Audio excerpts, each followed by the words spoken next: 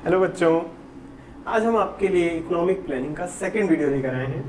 First video में हमने economic planning की डेफिनेशन, उसका मीनिंग, उसके अलग अलग टाइप्स पढ़े थे और हमने देखा है इंडिया में कॉम्प्रिहेंसिव प्लानिंग को चूज किया गया। फिर हमने इकोनॉमिक प्लानिंग के शॉर्ट टर्म और लॉन्ग टर्म ऑब्जेक्टिव्स को स्टडी किया। आज हम इकोनॉमिक प्लानिंग को आगे कंटिन्यू करेंगे। इंडिया में इकोनॉमिक प्लानिंग के क्या फीचर्स थे वो स्टडी करेंगे। फिर इंडियन इकोनॉमी की प्लानिंग के लिए जो भी स्टेप्स लिए गए उसके फेलियर्स और अचीवमेंट्स दोनों ही डिस्कस करेंगे। तो चलिए बिना किसी देरी के लेट्स बिगिन।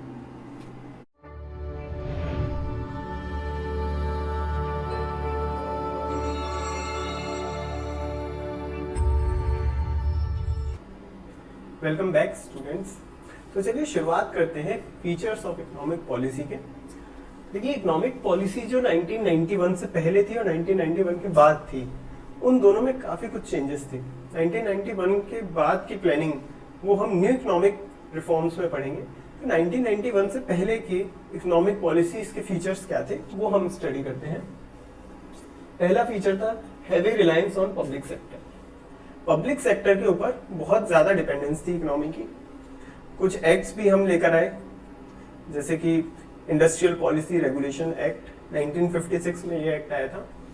इसके अकॉर्डिंग 17 इंडस्ट्रीज को हमने गवर्नमेंट सेक्टर के लिए रिजर्व किया और प्राइवेट सेक्टर के लिए सिर्फ 12 इंडस्ट्रीज को छोड़ा था। नेक्स्ट है regulated development of private sector. देखिए, प्राइवेट सेक्टर के लिए 12 इंडस्ट्रीज हमने छोड़ दी, उसको भी हमने रेगुलेट करने की कोशिश की। तो कुछ एक्ट्स आए थे, जैसे industrial development and regulation act 1948 में आया था। MRTP एक्ट था, monopolistic and restrictive trade practices, ये एक्ट 1969 में आया था। तो इसके थ्रू हमने कोशिश की कि प्राइवेट सेक्टर की ग्रोथ जो है उसको भी रेगुलेट किया जाए।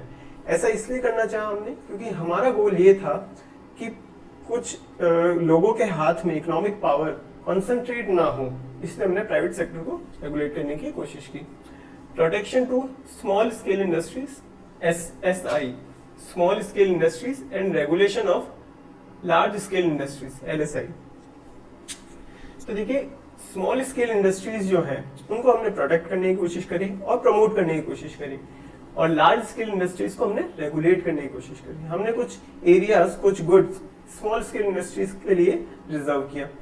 स्मॉल स्केल इंडस्ट्रीज में जो प्रोडक्शन मेथड रहता है वो रहता है लेबर इंटेंसिव टेक्निक, और लार्ज स्केल इंडस्ट्रीज में जो मेथड ऑफ प्रोडक्शन रहता है वो रहता है कैपिटल इंटेंसिव टेक्निक। तो देखिए, लेबर इंटेंसिव टेक्निक में लेबर का यूज ज्यादा होता है, मशीन्स का यूज कम होता है। वहीं कैपिटल इंटेंसिव टेक्निक में मशीन्स का यूज ज्यादा होता है और लेबर का यूज कम होता है। तो क्योंकि small scale industries labour intensive technique को यूज करती है, तो यहाँ से एम्प्लॉयमेंट जनरेशन ज्यादा हो सकता है। इसीलिए हमने गवर्नमेंट ने कोशिश की कि स्मॉल स्केल इंडस्ट्रीज को प्रोटेक्ट किया जाना चाहिए और उन्हें प्रमोट करना चाहिए। प्रमोट करने के लिए अलग अलग स्कीम्स हम लेकर आए, जैसे सब्सिडीज दी गई, इजी बिजनेस स्टार्ट करने के लिए इजी लोन्स दिए गए। इस तरह की कुछ पॉलिसीज हमने रखी जिससे कि हम स्मॉल स्केल इंडस्ट्रीज को प्रमोट कर सकें। Next is development of heavy industries. ये हमने अभी डिस्कस किया था कुछ टाइम पहले शॉर्ट पीरियड ऑब्जेक्टिव्स के दौरान, कि हमने कोशिश करी हैवी इंडस्ट्रीज को डेवलप किया जाए। जो बेसिक इंडस्ट्रीज है, iron and steel industries, coal industries, ये चीजें हमने कोशिश करी इसको डेवलप करने की। Next, focus on saving and investment. ये सेविंग एंड इन्वेस्टमेंट, इस पर हमने फोकस किया। सेविंग को बढ़ाने के लिए हमने बैंक्स में इंटरेस्ट रेट को बढ़ाया। इंटरेस्ट रेट बढ़ेगी तो सेविंग बढ़ेगी। जब ये सेविंग बैंक के पास आएगी तो बैंक से रेगुलेट होके ये इंडस्ट्रीज के पास जाएंगी और इन्वेस्टमेंट के रूप में काम में आ सकती हैं। Protection from foreign competition. Protection from foreign competition से हमारा मतलब है कि जो फॉरेन कंपटीशन था, जैसे MNCs हैं, वो हमारे देश में आके बहुत ज्यादा ट्रेड करेंगी, तो हमें ये डर था कि जैसे 200 साल का ब्रिटिश रूल अभी खत्म हुआ है, वो फिर से वैसा ही कुछ इकोनॉमिक पावर बाहर के देशों के हाथ में हो जाएगी। इसलिए हमने कोशिश करी कि फॉरेन कंपटीशन से हम दूर रहें, हमारे देश को बचाएं। इसी के लिए हम इंपोर्ट्स को सब्स्टिट्यूट करना चाहते थे। देखिए, इंपोर्ट सब्स्टिट्यूशन क्या चीज है कि अगर कोई चीज हम बाहर से इंपोर्ट कर रहे हैं तो हमारी कोशिश थी कि इस चीज को हम हमारे देश में ही बनाने लग जाएं। मान लीजिए कोई चीज आप बाहर से खरीद रहे हैं, अगर वही चीज आपको घर में मिल जाए तो आपको सस्ती पड़ेगी, वो कम दाम में आप उसको कम में ले सकते हो। तो यही सोचते हुए हमने इंपोर्ट सब्स्टिट्यूशन की पॉलिसी अपनाई थी। और इंपोर्ट सब्स्टिट्यूशन की पॉलिसी अपनाने से हम ये भी कोशिश करते थे कि कंट्री में जो फॉरेन एक्सचेंज है वो कम से कम यूज आए, वो हमारे देश के पास ही रहे। रेस्ट्रिक्शन ऑन फॉरेन कैपिटल, देखिए जैसा आर्ग्यूमेंट हमने फॉरेन कंपटीशन को अवॉइड करने के लिए दिया, वही आर्ग्यूमेंट फॉरेन कैपिटल के लिए भी है।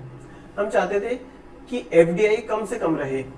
रीजन वही है कि इंडिया की इकोनॉमिक पावर बाहर के देशों के पास ना रहे, हमारे देश में ही कॉन्सेंट्रेटेड रहे। Last is centralised planning. हमने कोशिश की कि अलग अलग स्टेट्स जो अपना प्लान बनाते हैं, अपना अपना बजट लेकर आते हैं, वो किसके अकॉर्डिंग्स में हो, वो सेंट्रल के बजट के अकॉर्डिंग ही हो। इसलिए आपने देखा होगा कि पहले सेंट्रल गवर्नमेंट का बजट आता है, उसके बाद यूजुअली स्टेट गवर्नमेंट्स अपना बजट लेकर आते हैं। तो चलिए नेक्स्ट हम डिस्कस करते हैं इन इकोनॉमिक पॉलिसीज के जो फीचर्स हमने पढ़े, इस तरह की इकोनॉमिक पॉलिसीज थी, तो उसके अचीवमेंट्स क्या थे, क्या क्या चीजें हमने अचीव करी। So let's discuss achievements of planning. Now let's discuss achievements of planning. लेकिन आप एक बात का ध्यान रखना, फीचर्स हमने 1990 तक की प्लानिंग के पढ़े थे, अचीवमेंट्स हम ओवरऑल प्लानिंग पीरियड जो 12 5-year प्लान्स थे उन सभी के अचीवमेंट्स पढ़ेंगे। First achievement is increase in national income. देखिए जैसा कि हमने डिस्कस किया था, ब्रिटिश रूल में इंडिया की जो नेशनल इनकम की ग्रोथ थी वो सिर्फ 0.5% पर एनम थी।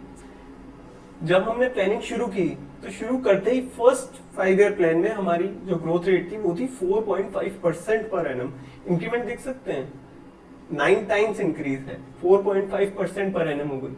और इसमें लगातार इंक्रीजिंग ट्रेंड रहा, कुछ फ्लक्चुएशंस रहे वॉर टाइम्स में, कुछ क्राइसिस के टाइम्स में इंडिया की ग्रोथ रेट कम हो गई थी, बट ग्रोथ रेट हमेशा पॉजिटिव रही और एक इंक्रीजिंग ट्रेंड रहा। और 12 5-year प्लान में हम जो हमारी ग्रोथ रेट थी वो थी 6.8% पर एनम। सेकेंड अचीवमेंट था increase in per capita income. This is PCI is पर कैपिटा इनकम। पर कैपिटा इनकम का मतलब क्या होता है, अगर आप टोटल इनकम को इंडिया की टोटल पॉपुलेशन से डिवाइड कर दो तब आपके पास पर कैपिटा इनकम आएगा, विच मीन्स कि हर एक इंसान की इनकम कितनी है ऑन एन एवरेज। ऐसा जरूरी नहीं है कि हर एक इंसान की इनकम उतनी ही हो, बट ऑन एन एवरेज एक इंसान की क्या इनकम है, it is shown by per capita income. तो increase in per capita income इसको देखते हैं। फर्स्ट 5-year प्लान में हमारी जो पर कैपिटा इनकम थी उसकी ग्रोथ रेट थी 2.7% पर एनम, और 12 5-year प्लान में ये इंक्रीज होके 5.5% पर एनम इसकी ग्रोथ रेट थी। तो काफी अच्छी ग्रोथ रेट थी पर कैपिटा इनकम और नेशनल इनकम दोनों की ही। Next, rise in saving and investment. जो हमारी सेविंग रेट थी वो 1960s में 9.4% थी और वो इंक्रीज होके 30.1% हो गई। सिमिलरली इन्वेस्टमेंट जो है 9.8% से बढ़ के 32.2% हो गया। जैसा कि मैंने आपको एक्सप्लेन किया था, जब इंटरेस्ट रेट ज्यादा होती है तो लोग बैंक में पैसा ज्यादा बचाने लगते हैं क्योंकि इंटरेस्ट रेट ज्यादा है। वही बैंक से पैसा रेगुलेट होके इंडस्ट्रीज के पास जाता है एज एन इन्वेस्टमेंट। तो आप देख सकते हैं सेविंग और इन्वेस्टमेंट में काफी अच्छा एक कोरिलेशन हमें यहाँ देखने को मिलता है। Next is land reforms. देखिए लैंड रिफॉर्म्स आपके एक सेपरेट टॉपिक भी है एग्रीकल्चर में, आपके सेकंड यूनिट में, बट एक शॉर्ट ओवरव्यू ले लेते हैं। हम प्लानिंग पीरियड में हम लैंड रिफॉर्म्स भी लेकर आए जिसमें हमने जमींदारी सिस्टम को अबॉलिश किया, खत्म किया। मॉडरेशन ऑफ रेंट, जो रेंट बहुत ज्यादा पहले हुआ करता था, 50%, 60%, इवन 80% भी लैंड रेवेन्यू हुआ करता था, उसको हमने कम किया, मॉडरेट किया। और लास्ट चीज ceiling and redistribution of land. Land ceiling मतलब हमने ये लिमिट लगाई कि एक पर्सन के ऊपर या एक फैमिली के पास मैक्सिमम कितनी लैंड हो सकती है, और जितनी लैंड एक्स्ट्रा थी, सरप्लस थी, उसे हमने सरप्लस लैंड कहा। सरप्लस लैंड को गवर्नमेंट ने लिया और रिडिस्ट्रीब्यूट किया।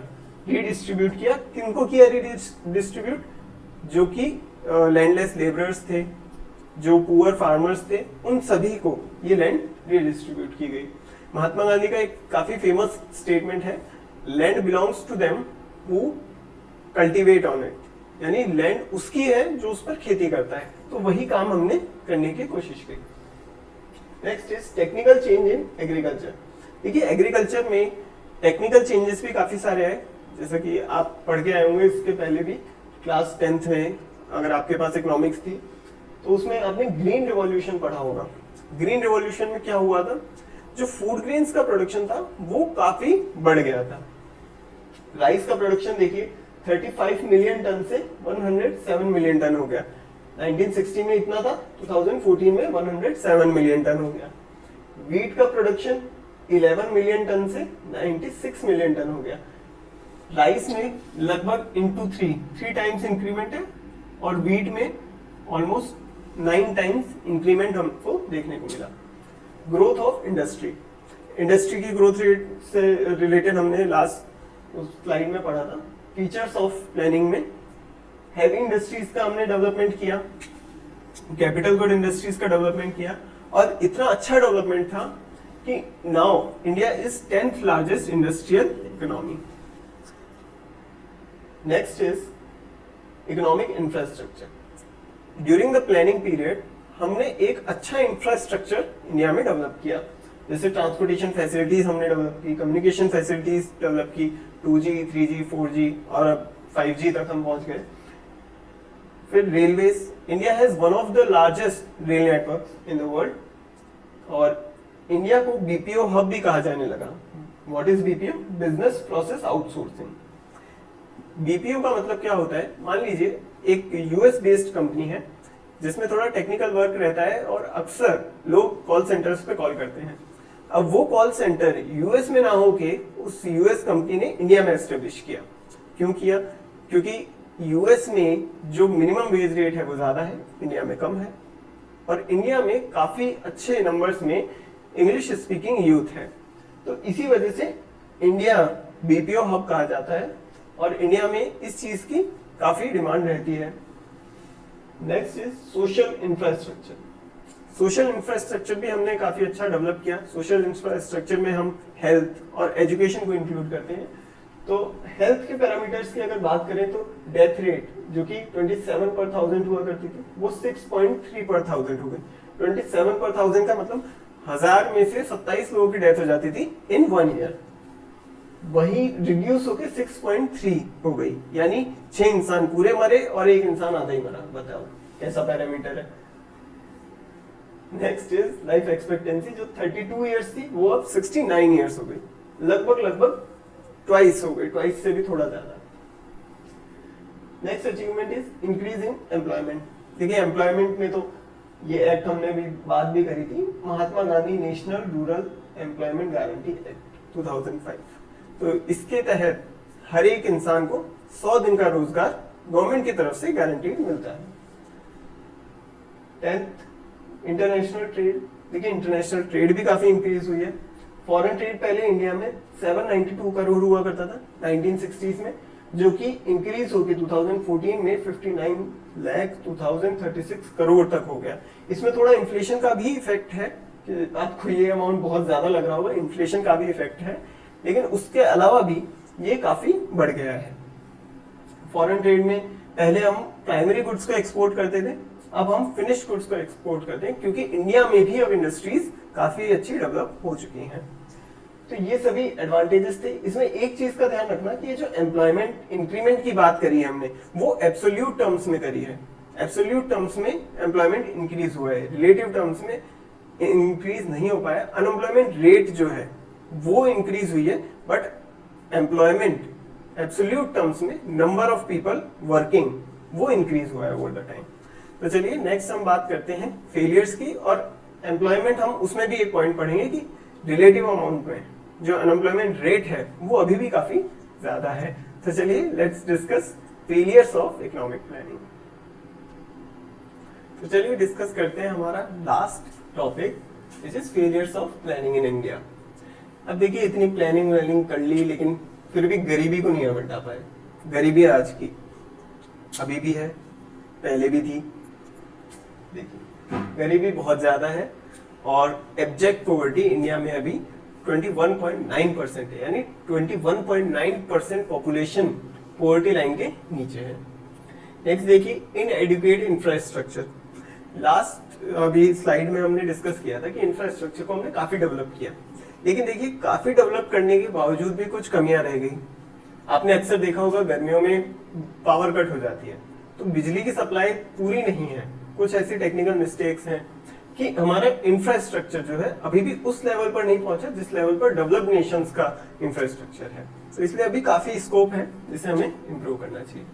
हाई रेट ऑफ इन्फ्लेशन, महंगाई बहुत ज्यादा है, और अब तो इतनी ज्यादा हो गई है कि बस अति हो गई है महंगाई की। और लास्ट देखिए, अच्छा second last, skewed distribution of income. Skewed distribution, skewed का मतलब एक तरफ झुका हुआ।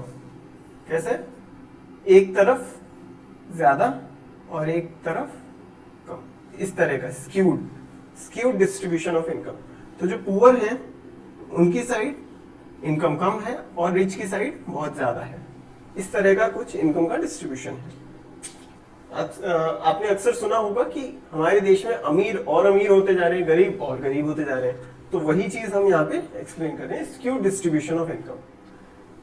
Last problem is unemployment crisis. तो देखिए लास्ट स्लाइड में हमने डिस्कस किया कि एम्प्लॉयमेंट काफी बढ़ गया है। मनरेगा की बात करें तो एब्सोल्यूट अमाउंट में तो एम्प्लॉयमेंट बढ़ा है, बट अनएम्प्लॉयमेंट जो है परसेंटेज वाइज बढ़ गया है काफी। तो अनएम्प्लॉयमेंट देखिए हर प्लान की स्टार्टिंग में जितना अनएम्प्लॉयमेंट था प्लान के एंड में और ज्यादा हो गया है। ऐसा क्यों हुआ है? क्योंकि जितने लोग लेबर फोर्स में ऐड हो रहे थे हर प्लान पीरियड में, उतनी जॉब्स भी क्रिएट नहीं हो पाई। इसलिए हमें कुछ इस तरह का देखने को मिला कि प्लान पीरियड के स्टार्टिंग में अनएम्प्लॉयमेंट कम था और प्लान पीरियड के एंड में अनएम्प्लॉयमेंट बढ़ गया है। तो ये अनएम्प्लॉयमेंट जो है 53 लाख से बढ़ते हुए 4 करोड़ तक at the end of 11th 5-year plan पहुंच गया था।